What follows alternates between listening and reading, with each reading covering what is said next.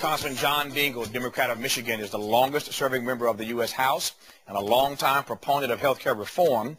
Reform first introduced by his father back in 1943. He joins us tonight from Capitol Hill. Congressman, good to have you on the program, sir. Great pleasure. Thank you for having me. Let me start with the obvious. So how does it feel? Great. But it feels good for me, it feels good for my dad, but more importantly, it feels good for the people, because we have assured that their rights versus the insurance companies are protected. As the President called this, it is the patient's Bill of Rights on steroids. But more importantly, we have seen to it that insurance companies can't cancel policies for anything except non-payment of fees. And in addition to that, we have seen to it that no longer can they foreclose you from having policy because of pre-existing conditions. The policies are going to have to be offered through exchanges and in a way that the ordinary citizen can understand them. So you don't need to be a Philadelphia lawyer to understand your health insurance policy. Beyond that, it's going to strengthen Medicare by adding 9 years life to the trust fund and by seeing to it that patients are now able to get preventive and examination care free without any need to make payment for that whatsoever. So this is a great bill from the standpoint of the country and from the standpoint of the patients. Beyond that, it's going to be good for business. Small business is going to receive a significant subsidy. Big business is going to lose a competitive liability. For example, an American automobile company and the automobile companies and the steel companies went into bankruptcy largely because of this cost, is going to find relief from the fact that they put $1,600 worth of health care into a car instead of $750 of steel. That gives you a yardstick about how important a burden it was and how anti-competitive the burden was that they carried. I want to give you a chance to get all that out, and I'm glad you did. Now, let me try to pick apart some of what you just said. We start with this. Tell me that we're not being prematurely exuberant here. When I hear that there's still debate left in the Senate, when I read about all these court challenges that may come as a result of what you passed on Sunday night, is this thing done, and is it going to stand? Well, this is of course one of the questions to be answered. The Republicans are implacable enemies of this legislation, and they've said they're going to do everything they can to prevent it from becoming law. They also are going to challenge it in court cases, and we're going to have to see how that prevails. First of all, I'm satisfied that we're going to win up here in the Senate and in the House, and I'm satisfied that the President will sign it. I am equally satisfied that they're going to try and do away with it. But I remind you that the federal government and the states have imposed requirements on business to do things. For example, to provide unemployment compensation insurance, to provide workmen's compensation insurance, and to take other steps like this where there is an important social responsibility involved. The other thing I want to ask about that you referenced earlier is the role that insurers played in this process. We know that the White House met with the insurance companies first, try to strike a deal with them so they stay out of the way. We know that these insurance companies spent $200 million on this health reform debate and fight in Washington.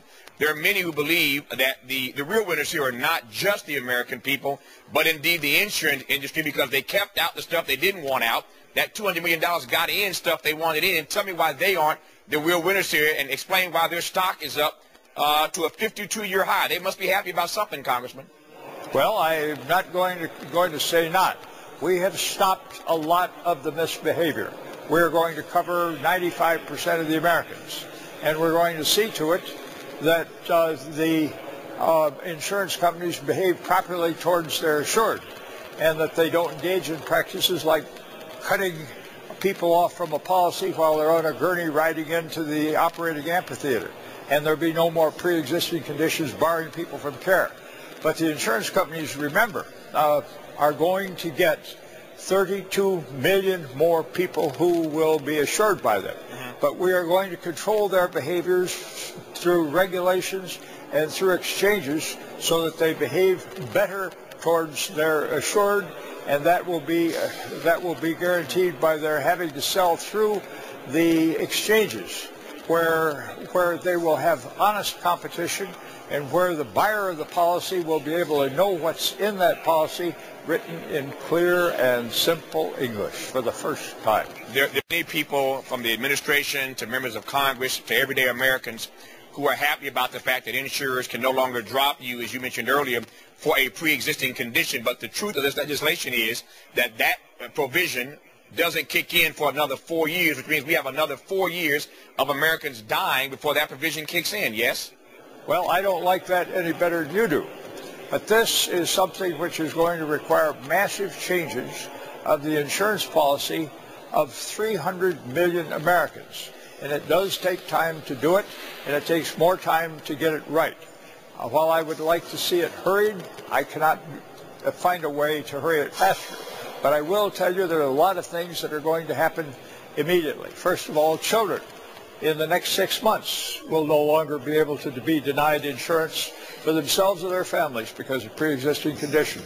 The Medicare donut hole is going to close, and no longer are people going to undergo the privation of not being able to afford their medicines. Now, this is going to take place over time, but again, these things require that. It also is so that we're going to see to it that there will be changes in the behavior of insurance companies which will be required during that interim time, and there will be other rights which will be afforded to the assured, both of the insurance companies and the beneficiaries of Medicare. Before I lose you here, I want to ask you a few personal questions, starting with your father. Tell me about the role your father played trying to address this issue back in 1943. Well, if you'll remember, Teddy Roosevelt tried to start this out in 1912. Franklin Delano Roosevelt and my dad tried to do it in 1935. In 1943, Dad and Senators Murray and Wagner introduced the first bill, the Dingell-Murray-Wagner bill, at the behest of President Truman. And since that, there have been a lot of other people who have been involved. President Kennedy, President Nixon had a pretty good plan. President Johnson, President Clinton, President Ford, and the two Presidents Bush spoke out in favor of covering everybody. So this is not a new thing. My dad became interested in it because as a poor Polish boy, he was given 6 months to live, fired for trade union activity, and sent west to die at Union Printer's home. And because of the fact that he was a union printer, he was able to live because of what people criticized as socialized medicine, but which kept him alive so that I could be here talking to you today. Finally, tell me about that gavel. For anyone who's seen a major newspaper today, the cover of every newspaper, it seems, is a picture of Nancy Pelosi and Steny Hoyer and Clyburn and other Democrats walking toward the Capitol for this historic vote on Sunday. She has this massive gavel in her hand. Tell me about that gavel. Well, the real gavel that was used for Medicare and for presiding over this bill when it began its tour through the House was used by her up there. That particular gavel was a gift of my good people in Monroe who were pleased with my efforts in representing them, so I loaned it to her because I said, Nancy, if they rush the gavel, you'll be able to hit them on the head and you can use if they rush the gavel, you'll be able to hit them on the head and you can use both hands. Congressman, last question here. For a man who has invested a good part, maybe even the majority of his life, fighting for this kind of issue that would consider all Americans, how finally does it feel for you today to be on the winning side? Well, I feel great. But I feel great that I'm on the side of the American people who have won. And we're going to now set about trying to see to it that this thing is properly administered, that it takes care of Americans, and it goes forward, and it's properly interpreted. We're also going to start out on some other things that are important to our people. We're going to continue pushing our food safety bill, which is passing through the Senate now. And we're going to see to it that we begin doing a similar thing on the safety of pharmaceuticals. And these are things which are coming forward in a remarkably bipartisan way with the support of the industry. John Dingell, you are a long-distance runner, and I thank you for your time tonight. Thank you. It's a privilege to be with you, and I wish you good luck. I wish you all the best as well.